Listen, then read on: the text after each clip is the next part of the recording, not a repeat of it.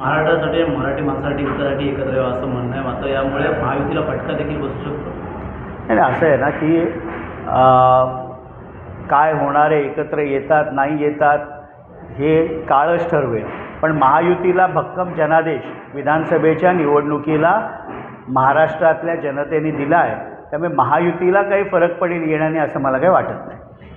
लाडक्या बहिणीच्या योजनेच्या संदर्भातला एक प्रश्न आपल्याच राष्ट्रवादीच्या मंत्र्यांचा कारभार आहे.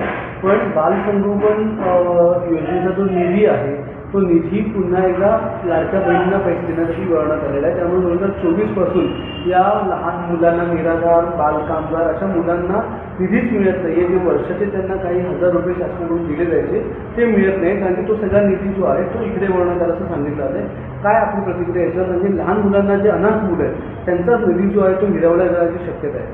मला वाटत नाही की अशा प्रकारचा काही निर्णय महिला बाल विकास मंत्रालयातर्फे झाला असेल.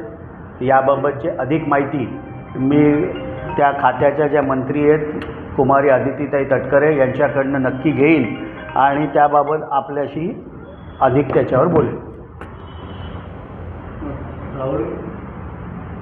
राहुल गांधींनी टीका केलेली आहे की महाराष्ट्रातल्या विधानसभाच्या निवडणुका आहेत त्या चोरल्या गेलेल्या होत्या, त्यामध्ये अधिकचा टक्का दाखवला गेला, त्यामध्ये फेक जे वोटर्स आहेत ते घुसवले गेले मतदार याद्यांमध्ये, अशी पुन्हा एकदा त्यांनी तक्रार केलेली आहे, ट्विट केलं, लेख लिहिलेला आहे.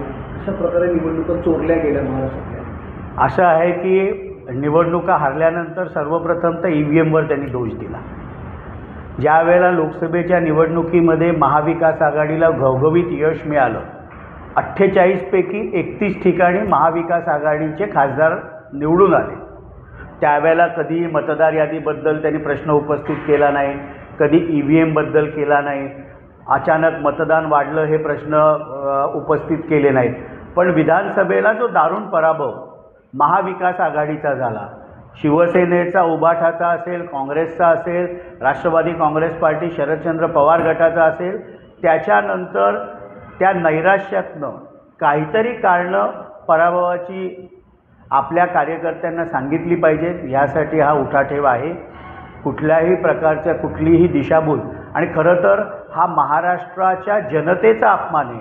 कारण लोकशाहीमध्ये जनतेने दिलेला निर्णय किंवा कौल हा विनम्रतापूर्वक सगळ्यांनीच तो ॲक्सेप्ट करायचा असतो.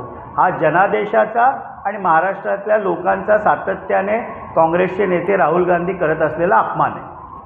पण निवडणुकीसाठी जिल्हा पातळीवर तयार राहा असं अजित पवारांनी सांगितलेलं आहे. आपल्या वक्त्यानं युती नेत्यांना त्रास होता कामा नये असं देखील अजित पवार म्हणाले. भान ठेवून वक्तव्य केलं पाहिजे. काय सांगायचं? राष्ट्रवादी काँग्रेस पार्टी नेहमीच महायुतीचा एक महत्त्वपूर्ण घटक पक्ष म्हणून युती धर्म पाळत आलेला आहे.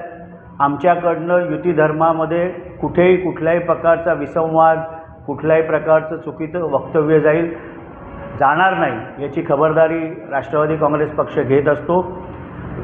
महायुती म्हणून आम्ही लोकसभेच्या निवडणुका एकत्रितपणे लढल्या, विधानसभेच्या लढल्या आणि तोच प्रयत्न महायुती म्हणून स्थानिक स्वराज्य संस्थेच्या निवडणुका होतील त्यावेळेला तो प्रयत्न असेल.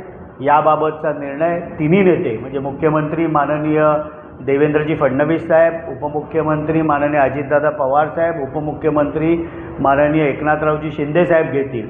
यावेळेला निवडणुका दृष्टिक्षेपात येतील की त्याचं शेड्यूल आणि सगळं डिक्लेअर होईल. त्यावेळेला नक्कीच महायुतीचे तिन्ही नेते एकत्रित बसून महायुतीबाबतचा निर्णय घेतील.